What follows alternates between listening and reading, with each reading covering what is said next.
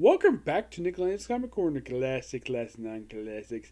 This is episode number 1821 and Doubleshot number 1715. Now I got two DC trades. First one's going to be Superman, The Man of Steel, Volume 4. Well, the new printing anyways. Yeah, by the way, that cover there, that's actually a variant cover for issue 600. And you're thinking, wait, Superman guesses Wonder Woman. Wait, is this New 52? No. Don't worry about that. This is back in the 80s. They did this. Yeah, it was something related to Darkseid. Now, of course, the writers of these issues are John Byrne, Gerard Ordway, Paul Kupperberg, which I'll get to the reason why he's here, and Roger Stern. Our work is done by John Byrne, Gerard Ordway, Russ Aru, Ron Fritz, Dick Giordano, one of the founders of Image, Eric Larson, a guy who currently works over at Dark Horse, Mike Managlia, George Perez, Kurt Silverberger, the late Kurt Swan, and John Sima. The cover art for the trade is about John Byrne, George Perez, and John Klutz.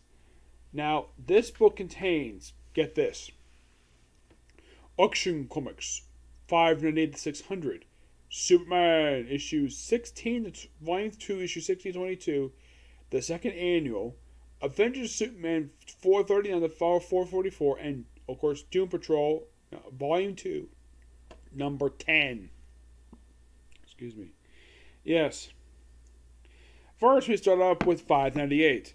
598 is basically a debut of the organization Checkmate, an organization that's not really around very much anymore because of the basically during the reboot of the New 52, they basically they hardly did anything with Checkmate into Rebirth. Yeah, and pretty much basically 598 is the debut of Checkmate. Checkmate, basically, the original organization was created by Paul Kupperberg, and this issue here was basically the backdoor pilot to a 33-issue ongoing series. Yep. And it's a damn good issue. Yep. Yeah, that's pretty much what this book is. And of course, you just guest star appearance in here by some Justice League stuff in here. But mostly put that, what this issue is. It's a backdoor pilot to the Checkmate series. That's simply the basis for it. 16 is the first post-crisis appearance of the Prankster. Yep, so Superman battles the Prankster in this issue. Yep, the Prankster. And here he is. The Prankster. Yeah, the Prankster is an old Silver Age, is an old Golden Age villain that is just happened to show up here. He didn't really appear very much. Not that I saw anyways. Then the end of the issue does set up something basically with the Supergirl stuff. Next up is Avengers Superman number 439. Now, I love these covers. These covers are gorgeous. This is done by Jerry Ordway. Yeah, and this guy also is a really good writer too. Now, this issue here, it just basically continues. So it's basically dealing with what happened before. It's not really much happening in this issue per se. No. A little bit of spy stuff and mostly a lot of stuff for the Supergirl saga for this one. Mm-hmm. Then we have 599, basically the penultimate issue that John Byrne worked on Action Comics. This one is also the second to last time, basically, we have a team-up issue. This one we have Superman team up with the Metal Men. Yes, the Metal Men. And a really interesting story. Yep, involving Kryptonite and, of course, Lex Luthor basically makes a guest appearance here. Yeah, it's really good. Nothing bad with this issue. And then, of course, we have in issue 817, we had the return of Silver Banshee, the beautiful Banshee. Yep, and it's awesome, though, the fact that John Byrne gets a chance to write her second appearance. Yep, she does return sporadically after this, but yeah, very prominent post-crisis character. Though we do show up basically here a guy who shows up in the airport who apparently is no acquaintance. And apparently, we have Batman show up. Nope, it's not Batman, it's actually Superman. All along. And then we have basically this guy, Bevan, who thinks that Superman is interfering stuff here. It's basically his sister. And Maggie, basically being a reasonable cop, is like, you gotta be kidding me. Jump Tarzan act. Tarzan, drop it now. Yep. Yeah, and then we meet Jeremy Olsen's mom. Sweetly, she is.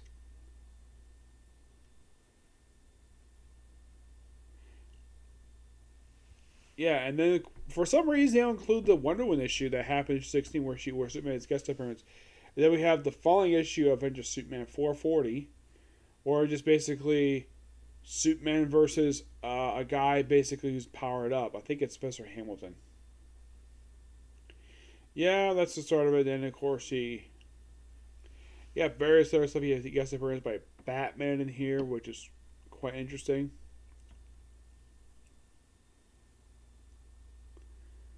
But it's more basically just Superman. And then we lead into, oh, finally we're alone. And we have Superman and Wonder Woman making out. And I guess a lot of people from the mind are like, grr, no, he should be with Lois. This is before he hooked up with Lois.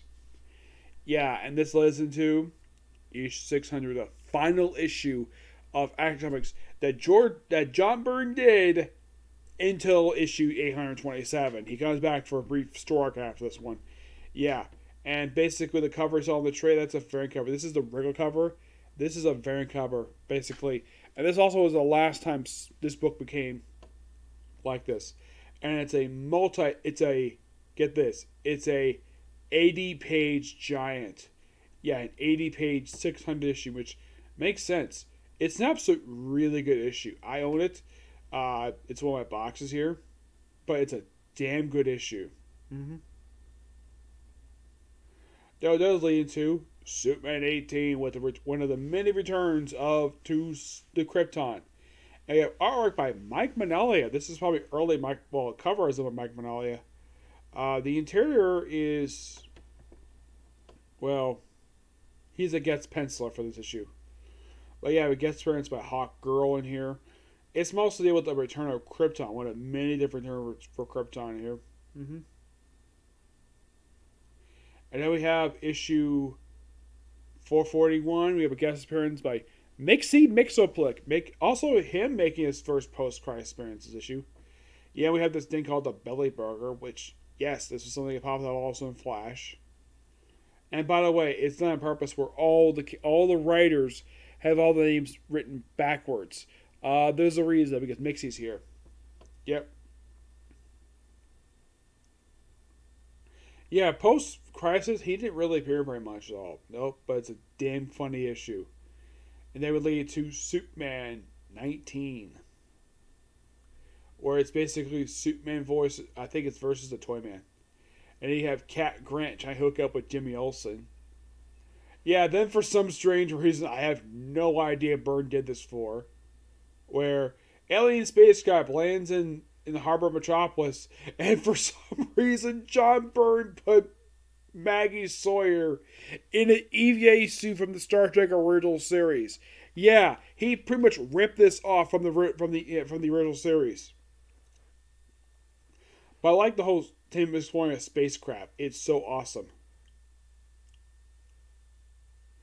And this does lead to the Supergirl saga here. Mm-hmm. Also, Lex lost his hand and he gets a new relic hand. Yeah, this is basically serious stuff happened to him because of the kryptonite exposure that later leads him to get a clone body of himself, which he had up until Flashpoint. But most of this issue just a appearance by, well, the Toyman. Then we have this guy called Dreadnought. And the story continues in this very issue right here. We have 442, which is basically Superman fighting an alien. For an issue, 442. Yep. We have a guest appearance by various members of the Justice League. We first have Captain Marvel, which love the fact that John Byrne decided to throw in a nod to the cover for the Shazam New Beginning miniseries, which is really good. And I later read that miniseries is not canon to post-Crisis Earth. It's actually set in a different universe for some reason. I don't know why. Yep. And then we lead into, well, basically the book also gets appearance by Aquaman, Martian Manhunter, and the Elongated Man. And then we lead over to Doom Patrol number 10. And you're thinking, why the heck is this issue of Doom Patrol here? Well, there's a reason why. Because this issue leads into an issue of Superman.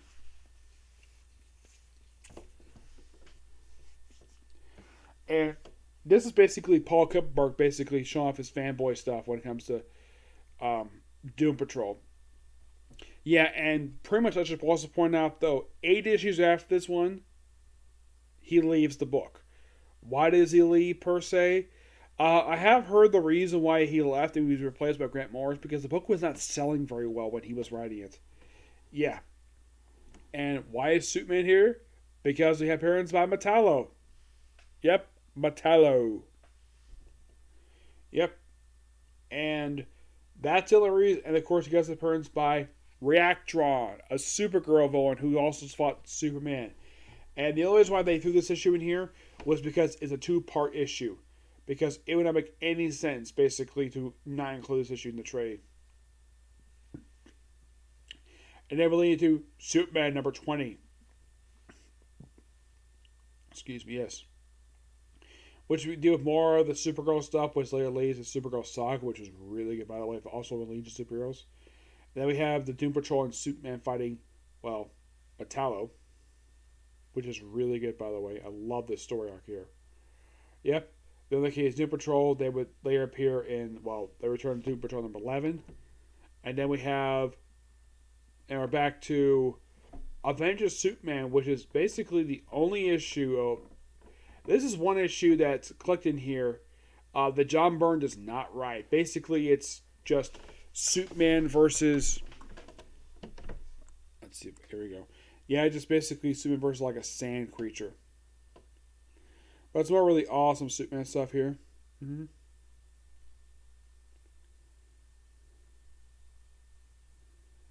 And then we lead to the Supergirl saga, starting with Superman Volume 2, number 21, which I believe this was the, this is the penultimate issue that John Byrne did for Superman. Mm-hmm. There was also, now, one thing this book basically had a lot of was a lot of 2-page spreads. Yes. Yeah, basically this saga is known for one thing from my perspective. It's just lots and lots of 2-page spreads. Basically lots of squinting. Yeah, that is simply put what happens in here. And basically later continues in Avengers Superman number 444, which is John Byrne's last issue he does for the series. Yes, it's the last issue. Though, basically, of stuff we would lead to superheroes. I think this culminates in the second issue for well, then we continue on in Superman 22, John Byrne's last issue he does for the book. Yep, the last book they put in here is this, and of course, more 2-page spreads. This is called The Price. This is basically still kind of part of the Supergirl saga. And then we'll lead to the annual, which is not done by Byrne. This is done by Roger Stern. Yep. And this is just basically Superman just deal with Cadmus. Yep. Which is fine. Of course, then we have a story here featuring the Newsboy Legion, who attempts to sell newspapers in the 80s, despite the fact that on the street they say, like, yeah, I can't really do that.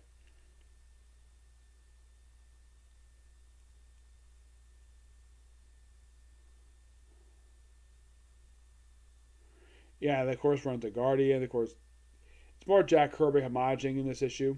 I love the Jack Kirby stuff in here. Mm-hmm.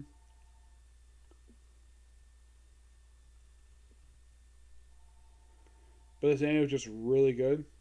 And, well, that's kind of an end of an era for this one. Of course, though I should point out, though, issue 600, I forgot to mention this about 600. 600 hinted at something actually was implied in here and later confirmed years later.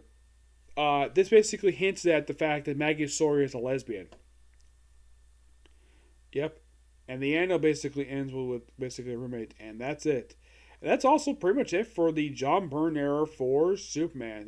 Even though he has a couple of brief returns after this one, well, for like one so for Super Action Comics. But yeah, but that is the end of an era when it comes to John Byrne. Yep. Final thoughts on this big era for Superman by John Byrne. Really good.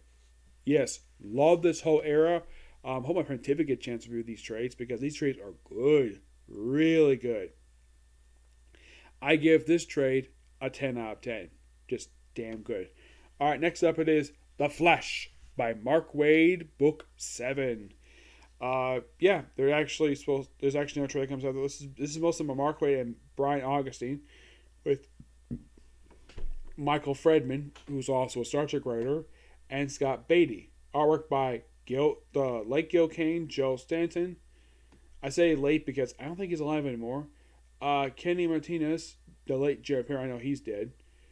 William Russo, Papa Man, Josh Wood, Paul Politer, Craig Russer, and Tom Durank. This book contains, get this, these are the issues in here: The Life Story of the Flash, Flash Secret Files #1, Speed Force #1, Flash 80-Page Giants, and Flash 142 to 150. Yeah, basically a lot of this stuff in here sets up the storyline that happens in the main Flash book. This up with Cobalt Blue. Now, we first start off with basically the life story of the Flash. It's basically sort of an autobiography of Barry Allen from the moment before he became Flash, and basically over the years when he married Iris. Yes, and we have various other stories in here related to Wally. And finally, in the main book, also they threw in here Flash 1 million. Yep, they threw that in here too.